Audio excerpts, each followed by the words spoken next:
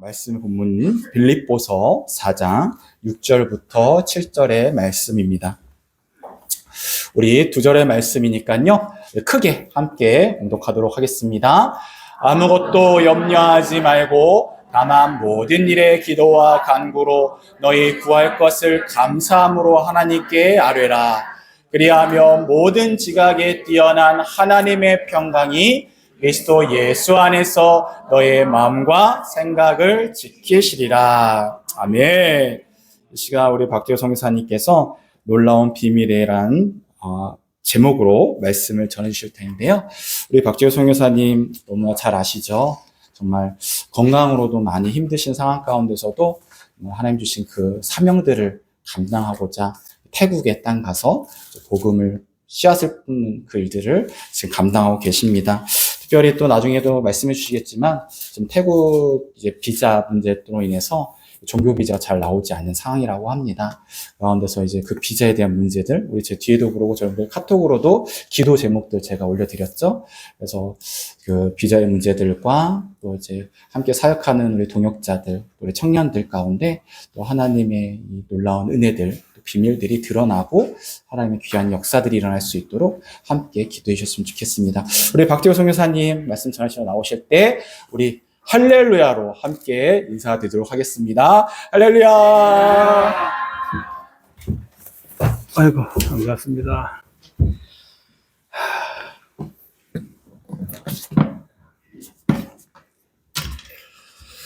너무 반갑죠? 모르는 분들도 계시지만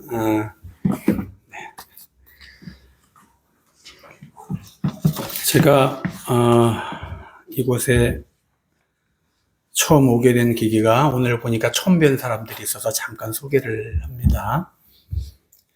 제가 이제 선교제에서 이약저약 막 받아 먹다 보니까 선교제에서 병원 가는 일은 쉽지 않습니다. 외국인들이 병원 가는 일은 참 힘든 일이에요. 비싸기도 하고.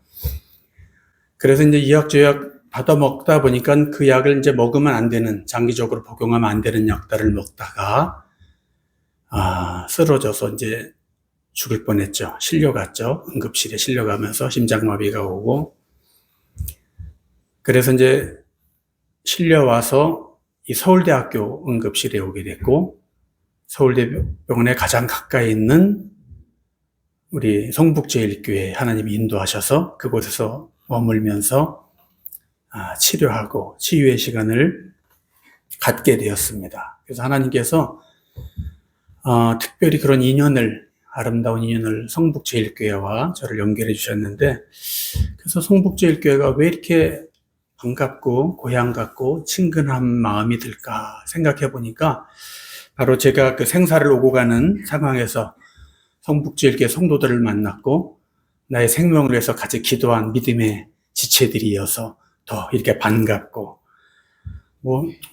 저만 반가운 착각일 수도 있고 다 같이 반가우신 거 맞죠? 그래서 그러한 하나님께서 생명이 위태로울 때 만나게 해주신 그 믿음의 지체들. 근데 눈물이 막 너무 나서 말씀을 못 하겠는 거예요. 그냥 이 하나님께서 그때 저의 그 상황 속에서 서지도 못하고 앉지도 못하고 말도 못하던 그 송장 같은 저를 하나님이 다시 힘 주셔서 앉게 하시고 이제 걷게 하시고 이제는 하나님의 말씀을 대언하는 힘도 주셔서, 작년까지 제가 계속 말씀을 앉아서 전했어요. 오늘 어떻게 보면 하나님께 제가 믿음으로 도전하는 귀한 자리예요. 서서 말씀을 전하는데 이 감격스러워서 눈물이 막 나려고 하는데 참고 있습니다. 너무 감격스러워요. 쓰러지기 전에는 아내랑 늘 저희가 별명이 배짱이에요. 배짱이는 매일 노래하죠. 아내와 저는 늘 찬양하는 삶을 살았고 찬양하다 만났고, 옛날에 CBS 창작 성가대회 나가서 같이 아내 팀도 입상을 하고 저희도 입상을 하면서 입상팀들이 기독교 방송 연합팀이 됐어요. 그래서 그 연합팀에서 제가 리더를 하고 아내가 반주를 하다 보니까 눈이 짝짝꿍 맞아서 서로 하나님이 예비하신 짝을 찬양 가운데 이번에 오니까 아멘. 네, 맞아요. 이번에 오니까 새로운 얼굴들도 있고 너무나 보고 싶었던 분들도 계셔서 마음이 참 좋아요.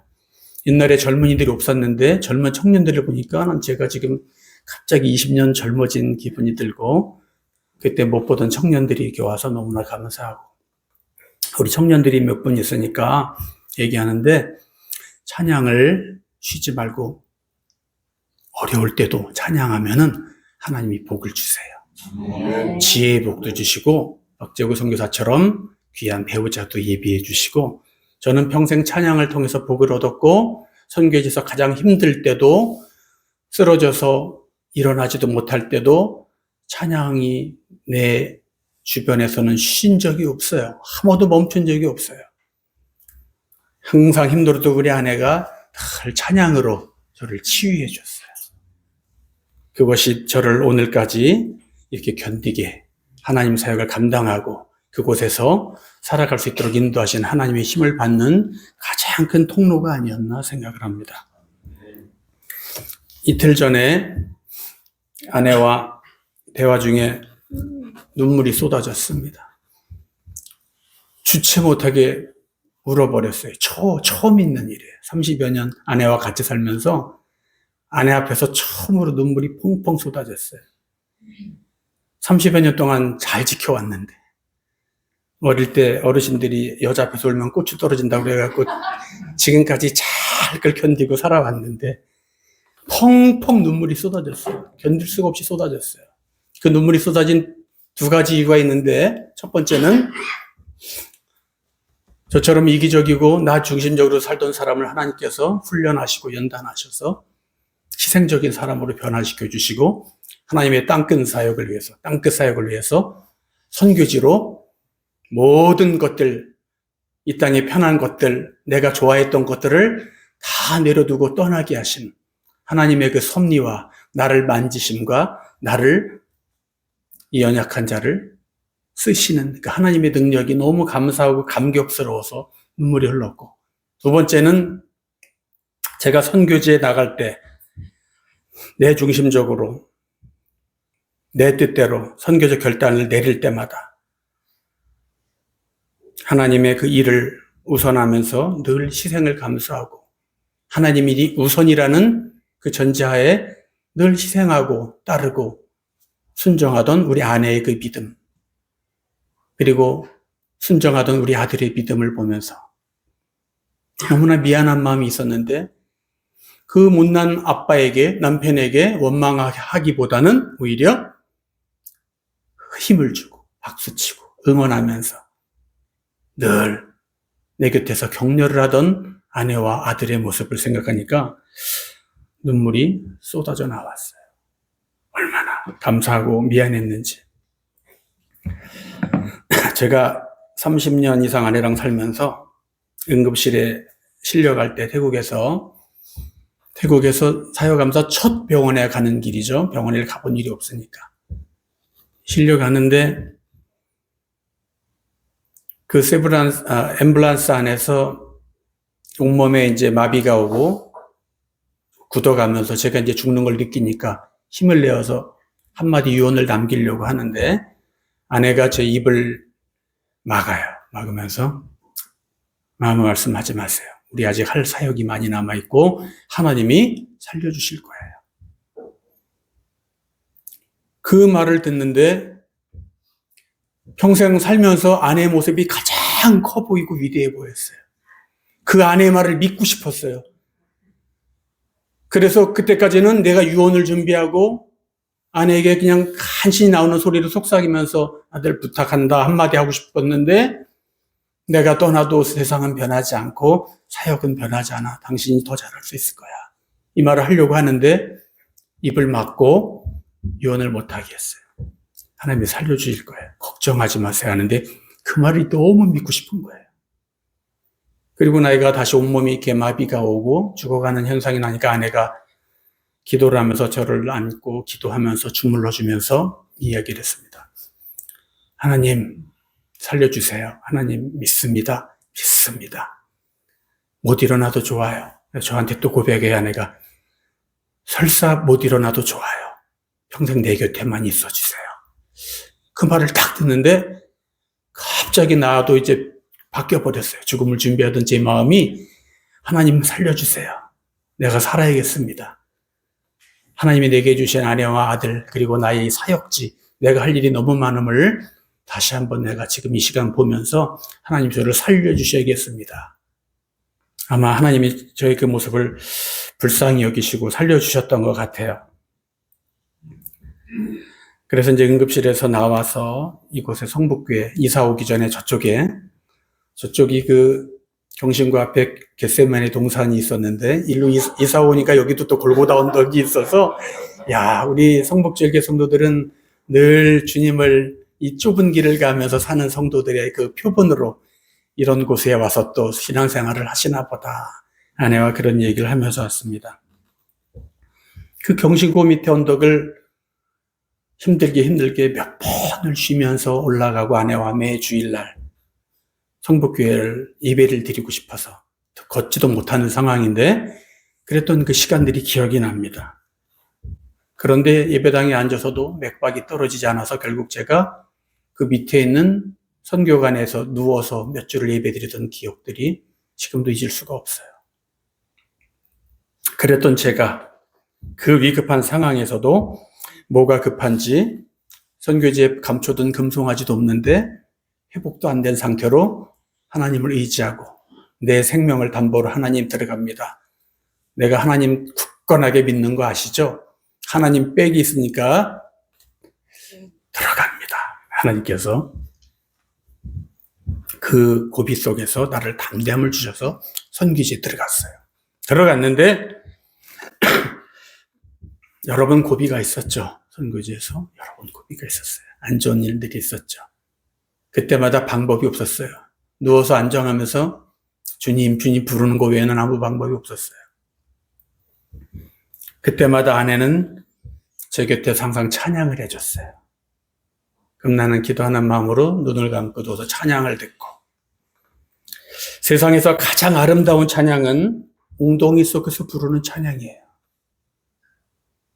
찬양을 하면은 하나님께서 급하게 오세요. 달려오세요.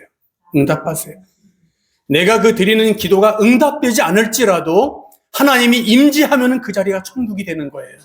나는 비록 아무것도 못하는 송장처럼 누워 있었지만 아내가 드리는 그 찬양 속에 임하시는 하나님께서 우리의 심령을 천국으로 만들어 주셨어요. 누구든지 그 원망할 상황이었는데 원망하기보다는 하나님께 감사하는 마음으로 하나님 감사합니다. 내가 선교지에 다시 들어올 수 있는 것도 하나님 은혜입니다. 감사합니다. 신임 권사님. 제 친구라 다 마음이 통해서 제가 지금 목타고 침이 마른 걸 다 아셨어요. 저렇게 세심한 권사님이셔. 저랑 동갑입니다. 그래서 그 웅덩이 속에서 드리는 찬양을 하나님이 응답하셨던 것 같아요. 늘 평강을 주셨고 찬양 속에서 힘을 얻었고 선교지의 시간들을 돌아보면은 늘 웅덩이 속에 있었던 것 같은데 늘 행복했고 하나님이 거기서 드리는 찬양 속에서 늘 응답하셨던 것 같아요.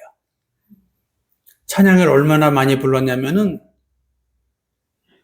이제 옛날에는 저희가 찬양 사역자였지만 지금 이제 나이가 이제 6학년이 되니까 옛날처럼 이쁘고 건강한 성대가 없어서 찬양을 이제 못해요. 그리고 아프면서 호흡이 절반 이상 없어지고 짧아져서 이제 찬양하기엔 너무 벅차죠.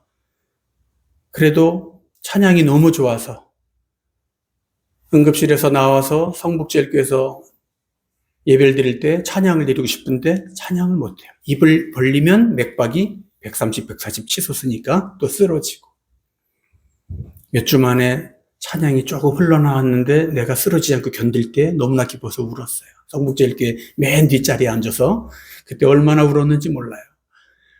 하나님 찬양이 나와요. 막 울었더니 그때 제 앞에 계신 권사님이 선교사님 또 쓰러지는 줄 알고 우리 선교사님 또 아파요. 근데 이제 그때 너무 기뻐서 울었죠. 하나님 찬양을 다시 내 입술을 열어 찬양하게 하시니 감사합니다. 내가 평생 하나님 주신 말씀 중에 가장 기뻐하시는 말씀 시편 81편의 10절 말씀 보면은 내 입을 넓게 열라 내가 채우리라. 찬양하는 자의 삶을 하나님이 채우시길 원하셔요. 여러분들 때가 되든지 때를 얻지 못하든지 찬양하는 그 입술은 하나님이 늘 채우시길 원하시는데 먼저는 하늘의 복으로 신령한 복으로 평강의 영으로 채워지길 원하세요. 그 찬양을 통해서 우리가 힘을 얻었고 선교지에서도 매일 찬양을 했어요. 아내랑 가장 많이 하던 찬양이 내 주를 가까이 하게 하면 이 찬송을 100번 이상을 부르고 찬양을 너무 오래 부르다 보니까는 밤이 새는지도 모르고 불렀어요. 환자가 아픈 것도 있고 찬양을 했어요. 누워서 찬양을 했어요. 누워서. 그 찬양 한번 부르고 싶은데 한번 할까요? 못하지만 우리 그래도 은혜로 한번 찬양합시다. 그 병중에서 앉지도 못할 때 하나님께 드렸던 그 찬양. 마이크가 없지만 우리 정순진 선교사님 불러주시기 바랍니다. 우리 한번 저희가 부르고 그 다음에 두 번째는 성도님들과 같이 부르겠습니다.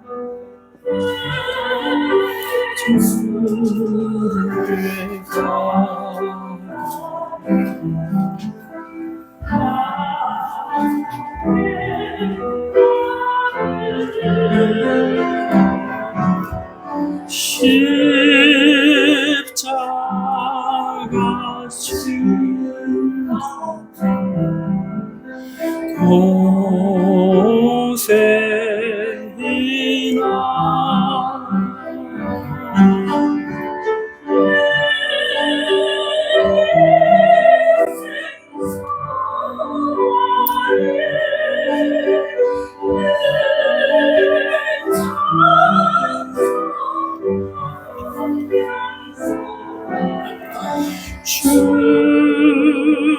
주께로 나가기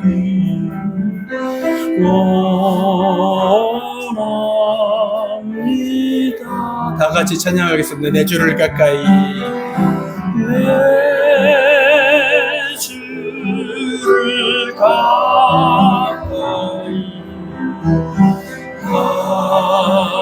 하게 하는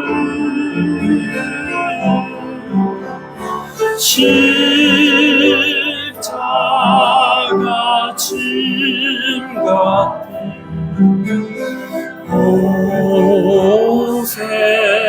곳에이나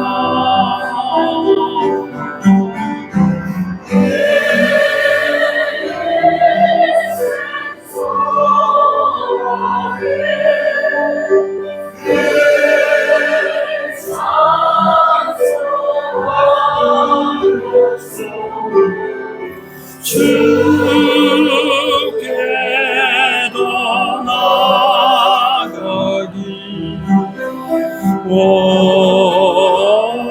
나가기 원합니다. 주께로 나가기 원합니다. 주께로 나가기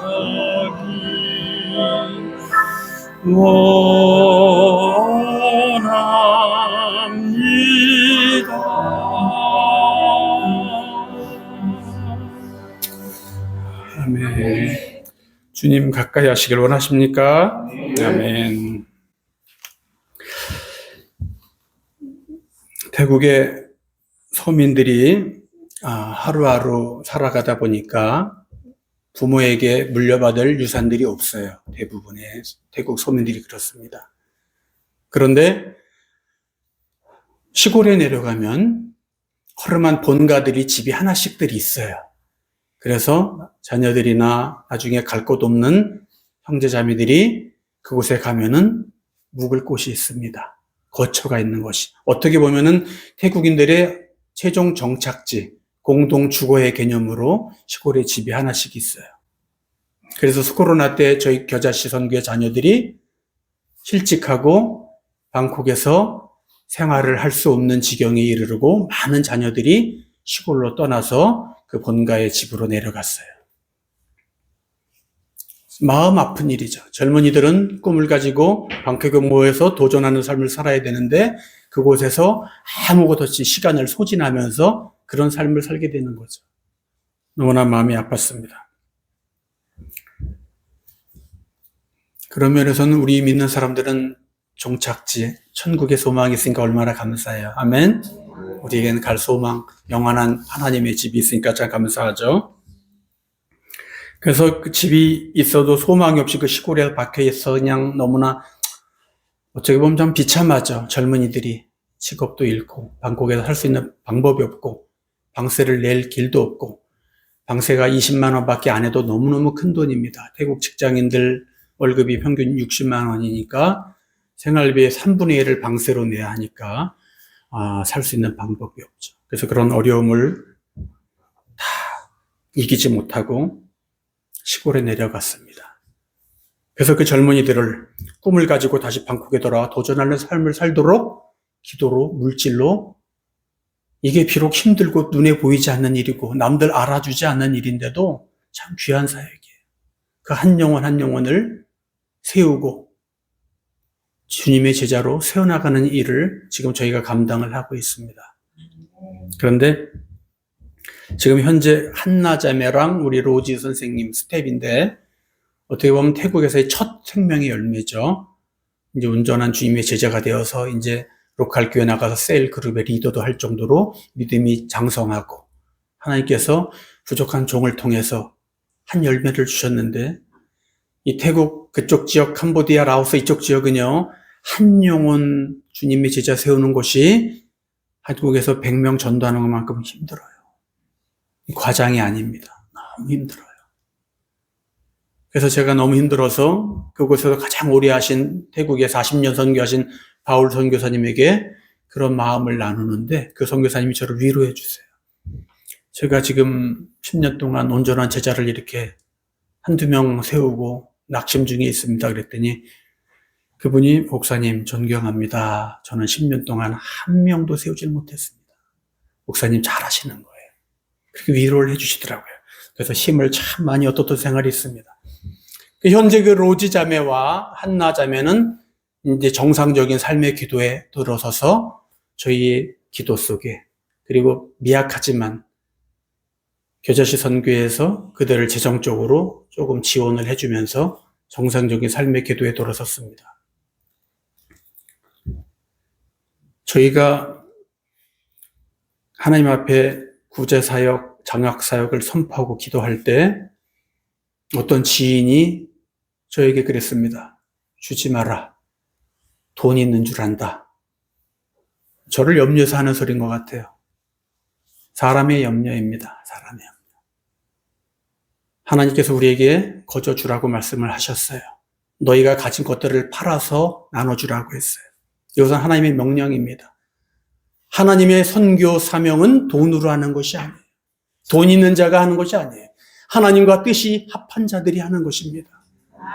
어려운 자들이 하나님의 뜻을 알기 때문에 이방 땅에 한 영혼 구원하기가 그렇게 힘들다는 것을 알기 때문에 하나님의 선교의 사역에 동참하는 것입니다.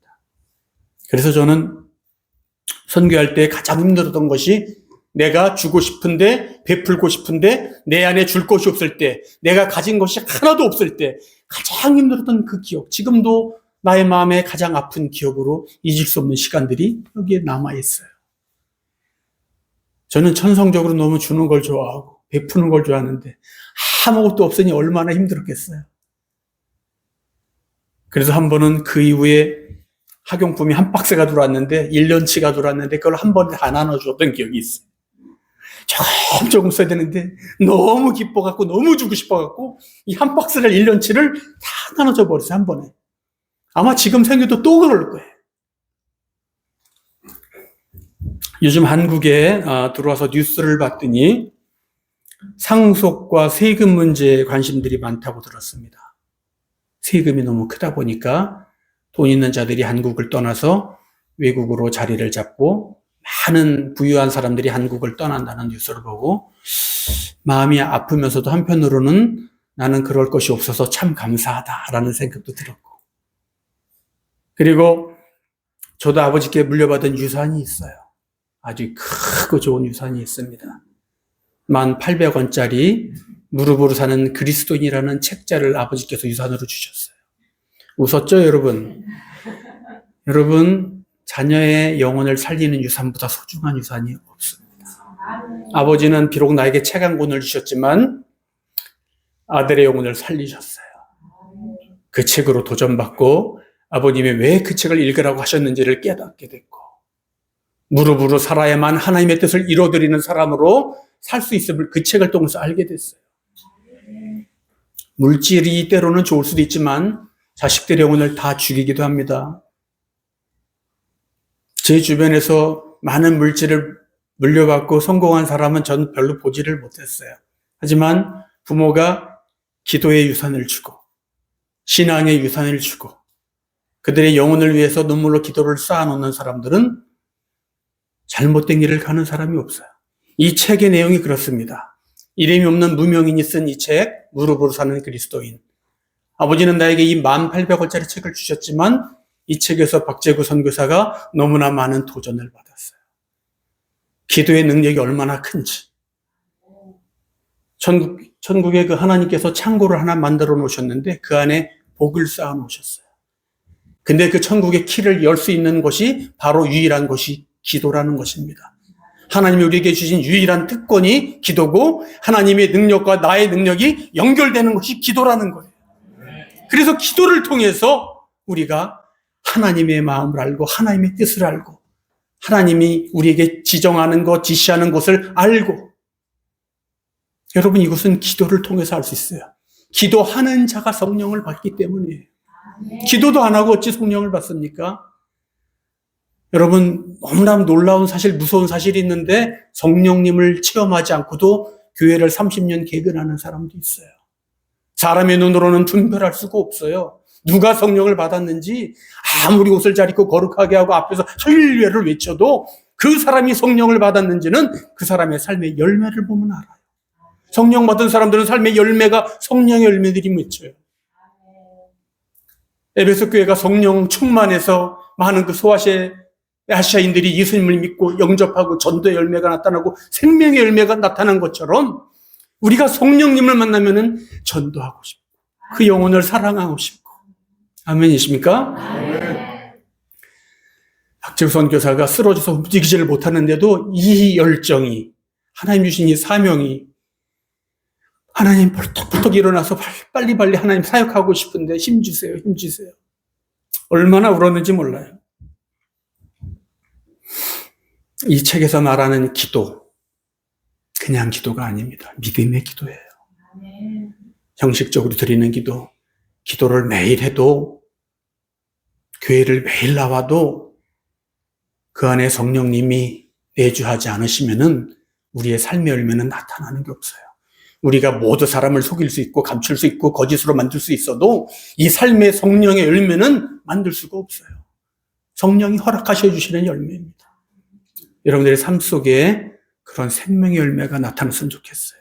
성령의 열매가 나타났으면 좋겠습니다.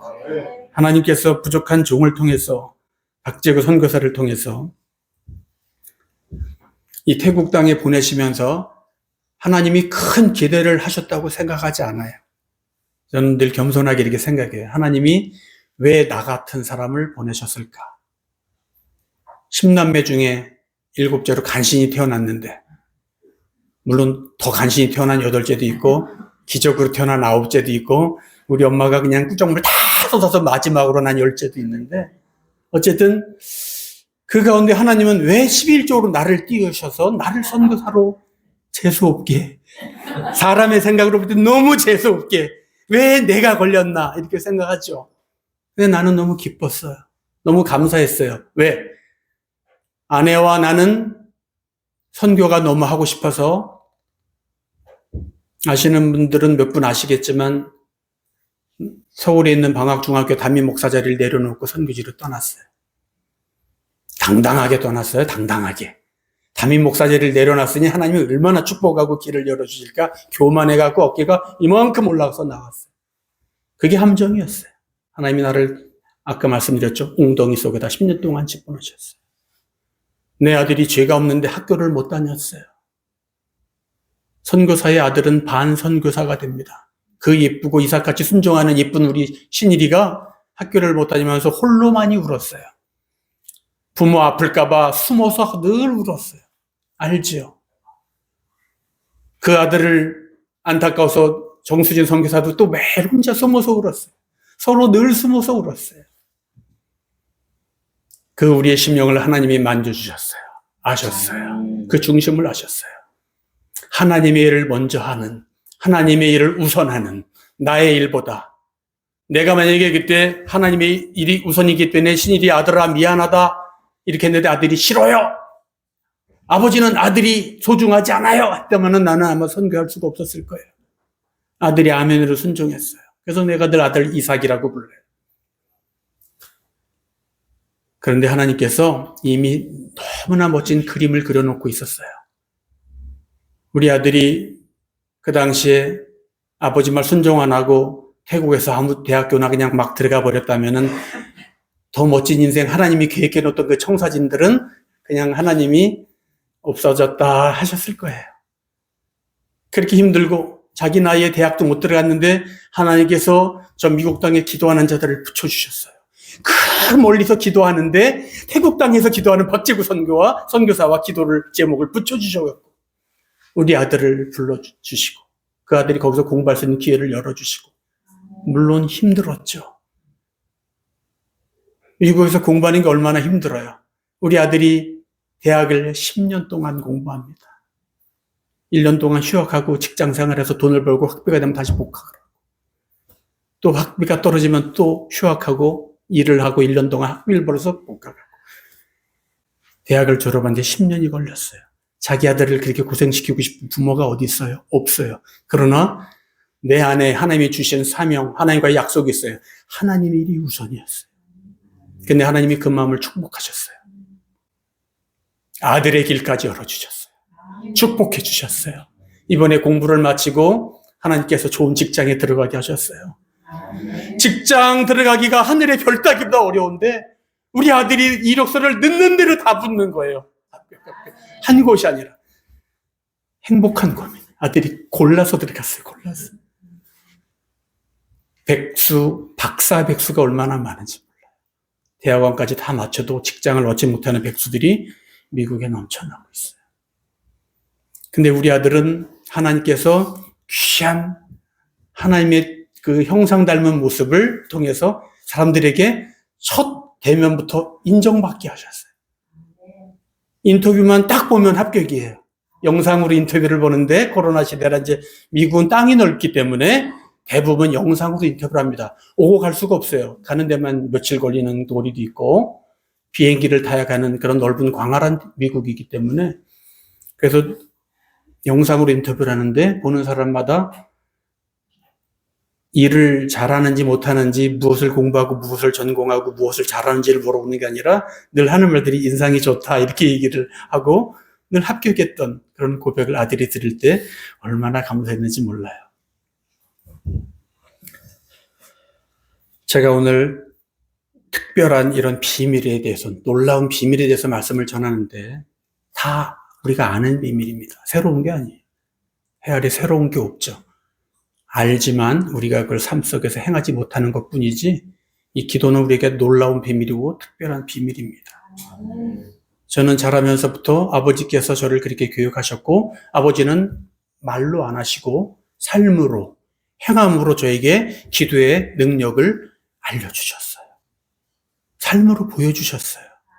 저희 아버님은 매일 기도하시고 금식하실 때 40일씩 금식하시면서 예배당 강대상에서 40일을 주무셨어요. 내려오시질 않으시는 거예요.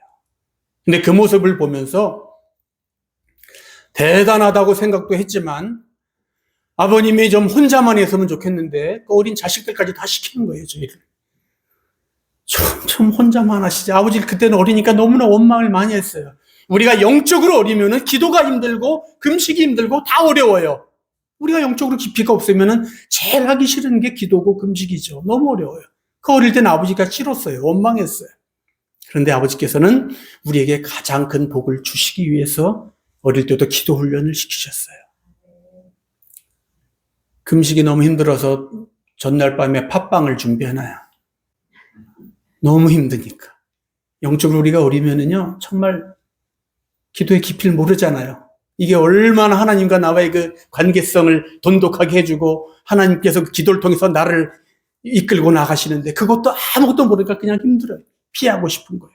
그래서 그랬던 시간들이, 그러나 아버지께서 우리를 훈련하실 때 이 땅에서는 다 드리고 하나님께 거지되지 않은 그 표어를, 우리 가정 표어가 너무 재밌죠. 하나님께 다 드리고 이 땅에서 거지되자. 아버님은 그렇게 사셨어요. 10자녀 하나님께 드렸죠.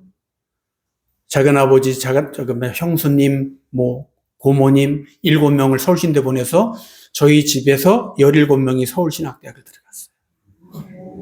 저희 집 때문에 서울신대 법이 바뀌었어요. 형제가 셋이면 한 자녀 면제해 주는 장학금을. 그래서 저는 학비를 안 내고 다녔어요. 그만큼 영적인 영향력을 신학교에도 주셨던 아버님의 삶에, 아버님은 참 영적으로 대범하셨어요. 저희 손을 이끌고 서울신학대학 가셔서 저를 신학교 입학시키실 때 여기까지는 내가 키웠으니 여기서부터는 총장님이 키우시라고 딱 거기다 내려놓고 나가셨어요. 그게 아버지의 믿음이에요. 그 아버지의 믿음을 나는 10분의 1도 따라가지 못하지만 평생 우리 위해서 그런 믿음의 부모님이 기도를 하시기 때문에 나같이 이렇게 연약하고 이기적이고 나 중심적으로 살던 내가 선교사가 되어서 말 한마디 통하지 않는 그곳에 나가서 하나님의 복음을 전하고 그 영혼들을 내 새끼, 내 신일이만큼 사랑하면서 내 가진 것을 팔아서 그들을 섬기고 그리스도의 사랑을 흘려보내는 선교를 하고 있는 거예요. 나는 그럴 사람이 아니에요, 절대. 나를 얼마나 소중이고 얼마나 욕심이 많은데 내 것을 움켜쥐고 놓지 않는 내가 어떻게 하나님께서 나를 그렇게 연단시키시고 변화시키셔서 그렇게 사용하시는지, 하나님의 그 사용하심이, 일하심이, 나를 만져주시고 변화시켜주심이 정말 오묘막측하고 정말 말로는 표현이 안 되는 하나님의 그 놀라운 역사하심이 정말 감사하고 감사할 따름이에요. 선교제에서 아버지가 생각나서 많이 울 때가 있어요. 선교사는 여러분들의 생각보다 선교제 살아가는 삶이 쉽지 않아요. 매일매일 원치 않는 일들이 닥쳐오지만 그 일들도 영적 전쟁으로 선포하고 기쁨으로 이겨내야 돼요. 그런데 아버지가 언제 생각났냐? 선교라는 명목 아래 아버지의 임종을 우리 서로 못 지켰잖아요. 마음이 아프죠.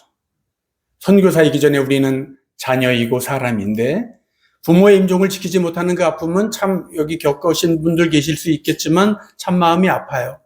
그래서 정서진 선교사나 저희가 선교지에서 임종들을 다 못 지켰기 때문에 늘 아파요. 돌아가시기 전에 배웠던 모습, 그 모습을 잊을 수가 없어요. 우리 아버지는 늘 기도하시고 말씀 보시고 천국 가시기 직전까지도 떨리는 두 손으로 그 큰 돋보기를 잡으시고 허리가 90도로 굽어지셔서 바닥에 엎드려서 성경을 보시다가 그렇게 기도하시다가 천국에 가셨어요. 그 모습이 도전이 되죠.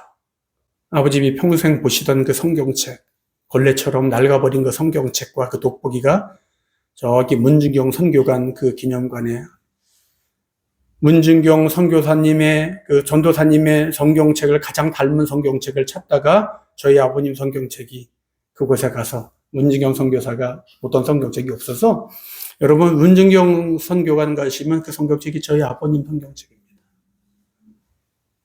다 헐어버린 성경책.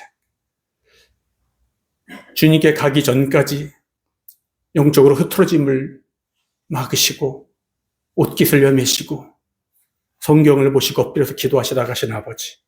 왜 아버지는 나에게 그렇게 기도를 강조하시고 무릎으로 살 것을 강조하시고 마지막 유언까지도 그 말을 하시고 천국에 가셨을까? 바로 오늘 우리 말씀처럼 놀라운 기도의 비밀이 있기 때문에 그래요. 능력이 있기 때문에 특별한 은혜가 있습니다.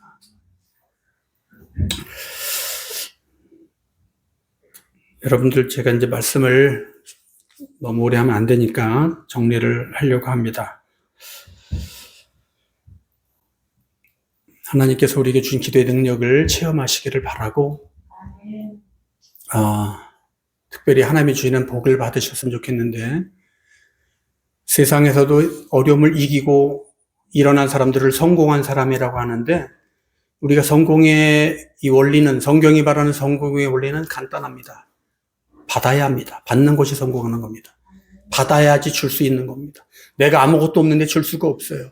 받아야 줄 수 있는 거예요. 물질의 복도 이 땅에서 받아야 하고, 마태복음 5장에서 말씀하시는 팔복도 받아야 하고, 요즘은 어느 목사님이 그런데 팔복이 아니라 구복이래요. 설교를 짧게 하는 자는 복이 있나니 성도들이 좋아할 것이요. 그게 9번째 복이라는데, 걱정하지 마십시오. 말씀 길게 안 하니까. 오늘 난 설교할 때 목사들이 제일 힘든 자리가 점심 식사 끝나고 설교할 때가 제일 힘들어요. 성도들이 다 입신 상태로 눈을 반만 뜨고 은혜 받는 건지 주무시는지 몰라서 늘 설교할 때 늘 부담되는 자리가 사실은 이 점심 식사 후에 말씀 전하는 자리 아닙니까? 그래도 오늘 보니까 한 분도 조시는 분이 없어요. 한 분만 그냥 한번 잠깐 1초 졸다가 지금 눈을 뜨셨고, 다들 눈을 동그랗게 뜨시고 저를 주목해 주시고 은혜를 받으셔서 너무나 감사합니다. 그래서 태국에서 그 사역만큼 힘든 일이 한마디 사역 얘기만 하고, 간단하게 영상도 저는 짧은 걸 좋아해서 영상도 1분도 안 됩니다. 모르는 분들이 있을까봐, 아는 분들은 알지만, 좀 이따가 돌리겠습니다. 아직 아니고요. 그 태국에서 사역만큼 힘든 일이 비자입니다. 비자. 종교 비자를 받는 일이 사역만큼 힘이 들어요. 그래도 끈덕지게 그거를 견디며 정말 피를 말리는 싸움을 하면서 10년을 버텼는데, 이제는 그게 포화 상태가 되고 한국에서 태국인들이 들어오는 것을 무조건적으로 입국 거부하다 보니까 그 불똥이 태국에 사는 교민들, 특히 종교 비자 갖고 있는 선교사들에게 튀었습니다. 선교사들이 너무 힘들어요. 그래도 재단이 있고 큰 재력적으로 힘 있는 재단들은 괜찮은데, 저같이 조그만 개미, 힘이 없는 재단이 작은, 그게 뭐냐면 세금을 조금 내는 사람들은 일종의 무시하는 거죠. 재단이 작으면 세금을 조금 냅니다. 그러니까 저 같은 사람들은 비자를 안 줘요. 1년짜리가 3개월로 줄더니 이제 3개월도 줄어서 비자를 주질 않아요. 결국은 제가 관광 비자를 가지고 사역을 하게 되었어요. 그래서 비자 때문에 늘 힘들었고, 아팠고, 스트레스 받았고, 곤두쓰고 그랬었는데, 제가 오히려 쓰러지고 회복되고 일어나서는 비자에 대해서 담대해졌어요. 염려를 안 해요. 하나님이 담대함을 주셔갖고, 그래, 주지 마라. 안 주면 하나님 비자만 갖고 들어가서 선교할 땅이 얼마나 많은데, 이런 마음이에요, 지금은. 마음이 그래서 막 걱정하고 염려하고 그러진 않아요. 저희 아내도 똑같아요. 옛날에는 얼마나 민감했는지 몰라요. 어떡하지? 또 쫓겨나나? 또 못 들어가나? 이런 마음이었는데, 이제는 갈 곳이 너무 많습니다. 비자만 있으면 복음 전할 곳이 세상에 너무나 많아요. 태국이 아니면 어때요? 어쨌든 이런 어려움이 올 때도 그것을 기쁨으로 받게 하시고, 그 어려움 속에서 내가 더 진짜 선교사 된 것 같은 그런 마음을 주시는 것도 축복이에요. 너무 감사하잖아요. 할렐루야. 아멘. 감사합니다. 제가 그렇게 10년 동안 고생했어도 하나님이 요셉을 13년 동안이나 집요하게 훈련하셨고, 모세도 40년 동안 훈련하셨는데, 그 하나님의 마음에 그런 음성을 주세요. 재우야, 염려하지 마, 걱정하지 마. 응? 급할 필요 없어. 그런 마음의 위로를 자꾸 주세요. 그래서 오늘 읽은 말씀처럼 아무것도 염려하지 말고, 오직 모든 일에 기도와 간구로 내가 구할 것을 하나님께 아뢰는데, 그냥 아뢰는 것이 아니라 감사함으로 아뢰라고 했어요. 모든 것을 아시는 하나님, 모든 지각에 뛰어나신 하나님의 평강이 그리스도 예수 안에서 너의 마음과 생각을 지키시리라. 그 누구도 우리를 지켜주지 않아요. 선교사는 특히 그래요. 선교지는 선교사 생명을 보장하지 않아요. 그래서 요즘 비자 만들 때 의무적으로 보험을 들어요. 죽어도 책임 안 지겠다는 거예요. 보험으로 알아서 해결해라. 그래서 그 비싼 비자도 만들어야 합니다.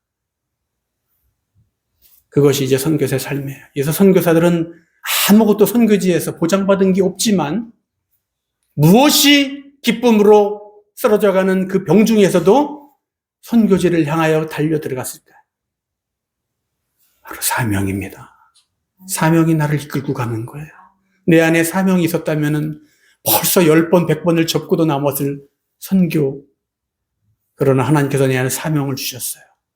마지막 하나 선교의 사명과 더불어 기도의 능력을 알게 하셨어요. 어릴 때부터 부모님의 기도를 통해서 기도의 능력을 체험했어요. 제가 신학대학교 1학년 때 전국 순회 찬양을 떠났는데 후두염 말기가 와갖고 소리가 아예 안 나왔어요. 의사가 기계 소리 쓰기 직전이니까 비상이라 위험하다, 큰일 났다. 그런 상황에서도 저희 아버님은 사랑하는 아들에게 믿음의 기도를 하시는데, 하나님, 세상의 의사는 찬양하지 말라고 하는데, 말도 하지 말라고 하는데, 하나님을 의지하여, 의사 되시는 주님을 의지하여 떠납니다. 입술, 찬양하는 입술 축복하시고, 찬양하는 죽음보다 아름다운 죽음이 없는 줄 믿습니다. 섭섭하긴 했어. 이 아들 죽으라는 건가? 근데 아버지의 그 믿음의 기도대로 내가 성령의 체험, 만지심의 체험, 치유의 은혜를 입고 목이 나와서 한 달 동안 찬양 사역을 마쳤던 그런 능력의 기도를 체험했기 때문에 그 사명이 이끄는, 그리고 그 기도의 체험, 그 두 가지를 붙들고 선교지로 힘있게, 하나님 내 생명을 담보로 또 나갑니다. 하나님 잡아주세요. 이렇게 나갈 수가 있었습니다. 그렇습니다. 염려해서 될 것이 없어요. 선교제 삶은 특히 그렇습니다. 여러분, 하나님 뜻대로 사는 것이 쉽습니까? 손 들어보세요. 내가 쉽다고 하시는 분은 절을 3번 할게요. 쉽지 않아. 평생 목사로 사명을 생명으로 알고 사는 저도 쉽지 않아요. 가끔은 막 타협하고 싶어질 때도 있어요.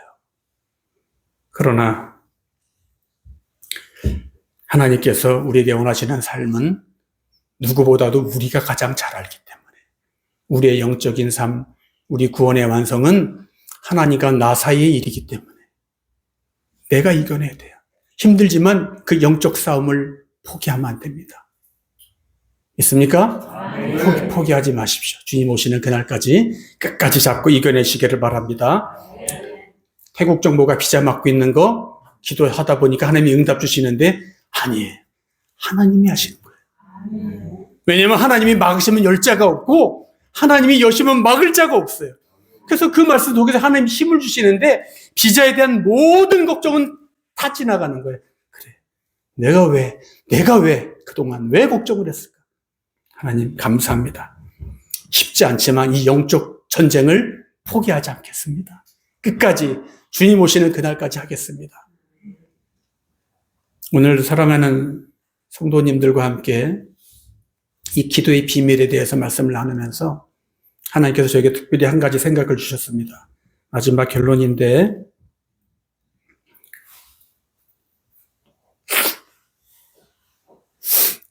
하나님의 일을 하고 하나님의 일을 우선하는 사람들은 하나님이 책임져 주시고 복을 주십니다.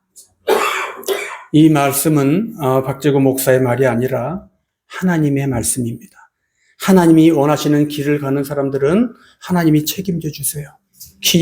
그 길이 어렵고 힘들어도, 그 길이 정말 가기 싫은 길이고 아무도 가려고 하지 않은 길이라도 하나님이 그 길로 가는 사람들은 반드시 책임을 져 주시는데, 태국의 길들을 가보면은 관광객들이 걷는 그 큰 길들은 그래도 괜찮지만 저희가 있는 그 동네에는 길들이 엉망이에 형편이 없어요. 걷다 보면은 발목이 삐끗하고 비가 온 그 다음 날은 보도블록이 꺼지면서 물이 튀어서 옷이 다 버리고 아내랑 저랑 발목을 몇 번 삐었어요. 길이 좋지 않아요. 걷다 보면은 길 위에 상점들이, 포장마차들이 있어서 길이 없어져서 도로로 내려가서 걷고, 가다 보면은 길에 전신주들이 세워서 길이 없어지고, 가다 보면 육교의 입구가 인도에서 있어서 인도가 없어서 다시 밖으로 내려가서 차도로 걸어가고, 길이 형편없어요. 길을 잘 보고 걸어가야 돼요. 길이 나쁘죠. 마찬가지입니다. 우리의 인생길도 바른 길로 가야 합니다. 가다가 없어지는 길, 영원한 생명으로 연결되지 않는 길을 가시는 그런 길을 간다면 보장되지 않는 삶입니다. 하나님이 보장하시는 그 삶을 주시는 그런 길로 걸어가시길 바랍니다. 그 길을 통해서 축복받는 여러분들 되시길 바랍니다. 이제 박재구 선교사 부부는 또 급하게 늘 직행열차를 타는 것처럼 급하게 저희만을 기다리는 자녀들을 위해서 또 들어갑니다. 하나님께서 힘주셔서 맡겨진 사명 잘 감당하도록 계속 기도로 동참해 주시고 그 맡겨진 자녀들 주님의 제자를 온전히 세울 수 있도록 내가 사명 다하고 이제 이 정도면 하나님이 인정하시겠다, 칭찬하시겠다 하고 내가 이제 선교를 마무리할 수 있는 그날까지 쓰러지지 아니하고 너무 지금 감사해요. 말씀 멈출 때까지, 마칠 때까지 쓰러지지 아니하고 말씀을 나름대로 힘있게 옛날처럼 건강할 때처럼 힘있지는 않았지만 그래도 나름대로 최선을 다해서 하나님 말씀을 대언하면서 너무나 감사하고 그리고 내가 하나님께 늘 받았던 이 놀라운 기도의 비밀을 함께 우리 성도님들도 똑같은 마음으로 지금 공유하고 있는 것 같아요. 다 알고 계신 것 같고 그 능력을 체험하면서 사시는 것 같고 이렇게 성북제일교회가 더 이쁘게 너무나 아름답습니다. 이 모습이 지금 눈에 사진을 찍어놔서 태국 가서도 이 아름다운 모습이 계속 한동안은 오래 지속될 것 같습니다. 계속 기도로 동역하면서 동참하면서 우리 멀리 떨어져 있지만 하나님께서 보여주신 그 한 가지 뜻을 가지고 같이 기도하면서 기도로 동역하시는 성북제일교회 성도님 되시기를 주님의 이름으로 축복합니다. 아멘. 좋으신 하나님 감사합니다.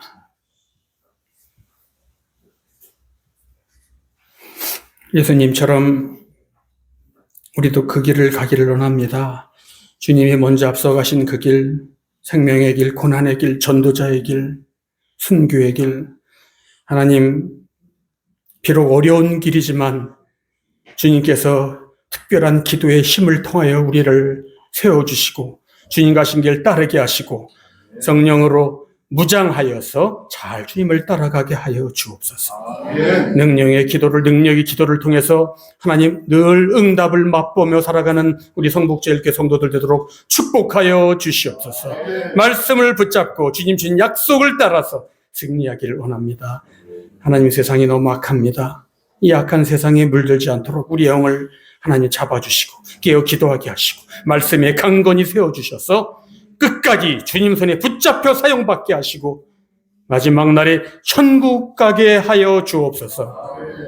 다시 오실 예수님의 이름으로 축복하며 기도합니다. 아멘.